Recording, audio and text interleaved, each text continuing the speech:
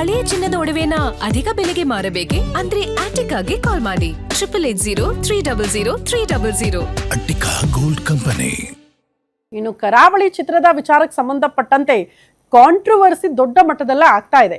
ಪ್ರಮುಖವಾಗಿ ಆರಂಭಿಕವಾಗಿ ಪ್ರಜ್ವಲ್ ದೇವರಾಜ್ ಅವರ voice dub ಆಗಿಲ್ಲ ಅವರ ಪಾತ್ರಕ್ಕೆ ಅನ್ನುವಂತ ವಿಚಾರಕ್ಕೆ ಸಂಬಂಧಪಟ್ಟಂತೆ ಸಿನಿಮಾ ಪ್ರಚಾರದಲ್ಲಿ ಅವರ ಅಭಿಮಾನಿಗಳು ನುಗ್ಗಿ ಗಲಾಟೆ ಮಾಡಿರುವ ವಿಚಾರಕ್ಕೆ ಸಂಬಂಧಪಟ್ಟಂತೆ ಈ ಕಿರಿಕ್ ಮುಂದುವರ್ಕೊಂಡು ಬರ್ತಾ ಇದೆ.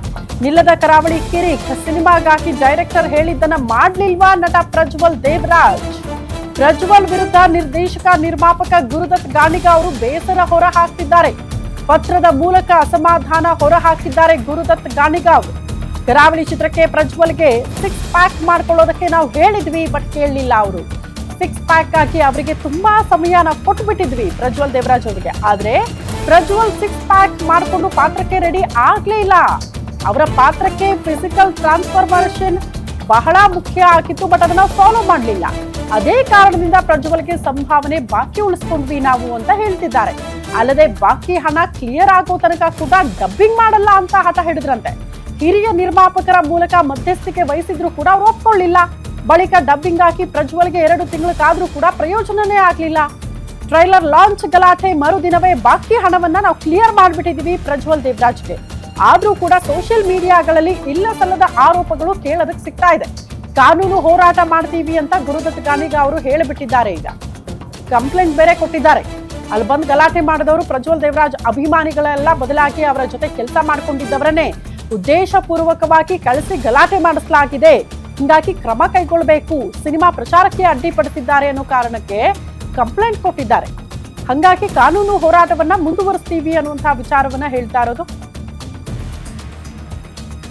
ಈ ಬಗ್ಗೆ ಮತ್ತಷ್ಟು ಡೀಟೇಲ್ಸ್ ಅನ್ನ ಕೊಡ್ತಾ ಹೋಗ್ತಾರೆ ನಮ್ಮ ಪ್ರತಿನಿಧಿ ಕೀರ್ತಿ ಪಾಟೀಲ್ ದೂರವಾಣಿ ಸಂಪರ್ಕದಲ್ಲಿದ್ದಾರೆ. ಕೀರ್ತಿ, ಎಲ್ಲಿಗೆ ಬಂತು ಅಂತ ಈ ಕಿರಿಕ್? ಈಗಾಗಲೇ ಕೆಲವು ದಿನಗಳ ಹಿಂದೆ ಕರಾವಳಿ ಚಿತ್ರದ ಟ್ರೈಲರ್ ಲಾಂಚ್ ಇವೆಂಟ್ ನಡೆದಿತ್ತು. ಆ ಸಂದರ್ಭದಲ್ಲಿ ವೇದಿಕೆ ಹತ್ರ ಎದ್ದಕ್ಕಿದಂಗೆ ಒಂದಷ್ಟು ಅಭಿಮಾನಿಗಳು ಬಂದ್ರು. ಅವರು ನಂತರ ಚಿತ್ರತಂಡದವರೇ ಹೇಳಿದ್ರು, ಇಲ್ಲ ಪ್ರಜ್ವಲ್ ಅವರ ಅಭಿಮಾನಿಗಳಿವರು ಇವರೆಲ್ಲ ನನಗೆ ಪರಿಚಿತರ ಇರುವಂತವ್ರೆ, ನೆನ್ನೆವರೆಗೂ ಎಲ್ಲ ಚೆನ್ನಾಗೇ ಇತ್ತು. ರಾತ್ರಿ ಕೂಡ ಪ್ರಜ್ವಲ್ ಅವರಿಗೆ ಬನ್ನಿ ಟ್ರೈಲರ್ ಲಾಂಚ್ ಇವೆಂಟ್ ಆಹ್ವಾನವನ್ನ ಕೊಟ್ಟಿದ್ವಿ, ಆದ್ರೆ ಇವತ್ತು ಅವರು ಬಂದಿಲ್ಲ, ಗೈರಾಗಿದ್ದಾರೆ ಅಂತ ಹೇಳಿದ್ರು. ಆದ್ರೆ ಇದಕ್ಕೆ ಒಂದು ಸ್ಪೆಸಿಫಿಕ್ ಕಾರಣ ಏನು ಅನ್ನುವಂಥದ್ದನ್ನ ಚಿತ್ರತಂಡದವರು ಆ ಕ್ಷಣಕ್ಕೆ ಬಿಟ್ಟು ಕೊಟ್ಟಿರ್ಲಿಲ್ಲ. ಅವ್ರಿಗೇನ್ ಸಂಭಾವನೆ ಇತ್ತು? 1,25,00,000, ಅದ್ರಲ್ಲಿ 1 ಕೋಟಿಯನ್ನ ಕೊಟ್ಟಿದ್ವಿ, 25 ಲಕ್ಷ ಮಾತ್ರ ಬಾಕಿ ಉಳಿಸ್ಕೊಂಡಿದೀವಿ ಅಂತ ಹೇಳಿದ್ದಾರೆ.